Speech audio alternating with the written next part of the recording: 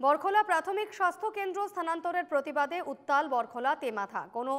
কোনো অবস্থায় বরখোলা স্বাস্থ্য কেন্দ্র স্থানান্তর করতে দেওয়া হবে না বলে হুঙ্কার এলাকার বাসিন্দাদের। 27শে জুন শুক্রবার বরখোলা হাসপাতাল রোড লাগোয়া বরখোলা প্রাথমিক স্বাস্থ্য কেন্দ্র স্থানান্তরের প্রতিবাদে জড়ো হয়েছিলেন এলাকার বাসিন্দারা। স্বাস্থ্য বিভাগ থেকে হঠাৎ নোটিশ দেওয়া হয় যে বরখোলা স্বাস্থ্য কেন্দ্র স্থানান্তর করে তাপাং ব্লকের এমজি মডেল হসপিটাল চিবিটাবিচিয়া স্বাস্থ্য কেন্দ্রের সঙ্গে যুক্ত করা হবে। তারপরে উত্তেজিত হয়ে ওঠেন এলাকার বাসিন্দারা। বরখোলায় এক প্রতিবাদী সভা অনুষ্ঠিত হয়। সভায় বক্তারা বলেন, এখন দলমত নির্বিশেষে ঐক্যবদ্ধ আন্দোলনে নামতে হবে। তারপরে শুক্রবার বিকেলে বরখোলার তেমাথা বাজারে প্রতিবাদী সমাবেশ অনুষ্ঠিত হয়।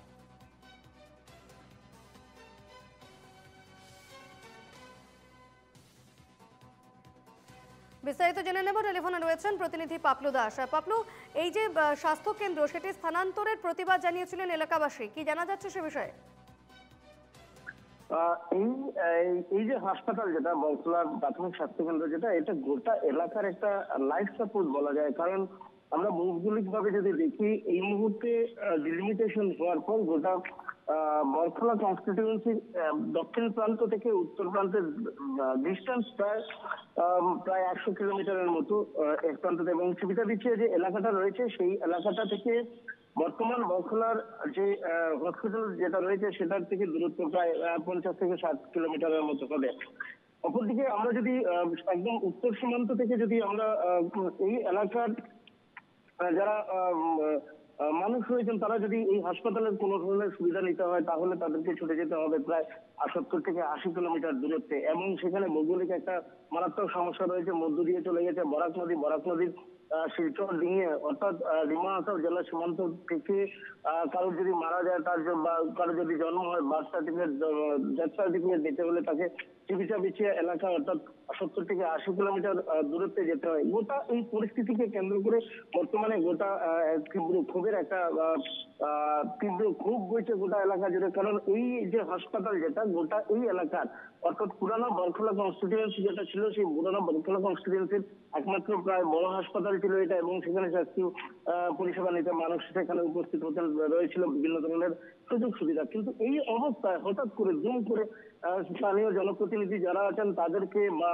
বিধায়ক অন্যান্য সাধারণ মানুষকে কোনো ধরনের না জানিয়ে স্বাস্থ্য বিভাগ দুম করে এই হাসপাতালের যাবতীয় সুযোগ সুবিধাকে সেখান থেকে স্থানান্তর করে চিবিটাবিচিয়া মহাত্মা গান্ধী মডেল হাসপাতালের তুলে নিয়ে যাওয়ার ফলে এই এলাকার মানুষ এখন বর্তমানে তীব্র আতঙ্কে রয়েছেন। কারণ প্রাথমিক স্বাস্থ্য পরিষেবা নিতে গেলে তাদেরকে হয়তো শিলচরে না হলে হয়তো ওইখানে যেতে হবে। বিশেষ করে অফিসিয়াল যেগুলো কাজকর্ম রয়েছে, জন্ম মৃত্যুর সার্টিফিকেট সহ আর অন্যান্য স্বাস্থ্যবিধির সার্টিফিকেট গুলো নিতে হলে তাদেরকে পুরো একটা দিন এখান থেকে তাদের ওখানে আনতে হবে।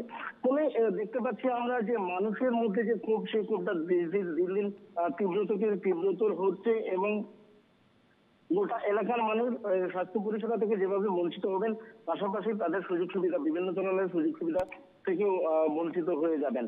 এবং আরেকটা কথা, এখানে যে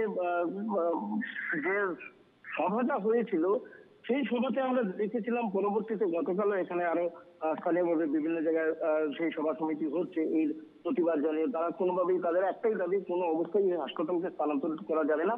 কারণ এই হাসপাতাল স্থানান্তর হলে গোটা বরখোলা ডলু যে বৃহত্তর যে অঞ্চল রয়েছে প্রায় কয়েক লক্ষ মানুষ ভোগান্তির শিকার হবেন। কারণ ডলু থেকে যদিও একটা সড়ক রয়েছে, মহাসড়ক রয়েছে, কিন্তু শিলচর শহরকে ভেঙে ওই এলাকায় যাওয়ার জন্য তাদের বিস্তর খড়খড় পোহাতে হবে। কারণ ত্রিকোণা হয়ে প্রত্যন্ত একটা চিবিটাবিচিয়া যে এলাকাটা, এবং সবথেকে বড় যে বিষয়টি, সেখানে জলে ডুবা একটা জায়গা, সেখানে বর্ষার দিনে পৌঁছাতে হলে সেখানে কোনো ধরনের জলে প্রায় সময় জলের নিচে রাস্তা থাকে। ফলে মানুষ কোনোভাবেই চাইছেন না এই হাসপাতালের যাবতীয় সুযোগ সুবিধা সহ হাসপাতালের যে কর্মকাণ্ড রয়েছে ডাক্তার ইত্যাদি সেখান থেকে ট্রান্সফার করে চিবিটাবিচিয়া এলাকায় তাকে স্থানান্তর করা হোক, সেটা কোনোভাবেই চাইছেন না। তাদের একটাই দাবি, এখানে হাসপাতাল যেটা রয়েছে সেটাকে নির্ভর রাখতেই হবে, উপরন্তু হাসপাতালের সুযোগ সুবিধা আরো বাড়াতে হবে। আর যদি হাসপাতাল এখান থেকে অন্যত্র চলে যায় তাহলে কিন্তু মানুষ চুপ করে বসে থাকবে না, তীব্র গণ আন্দোলন সেই এলাকায় গড়ে তুলবে। ধন্যবাদ পাপলু।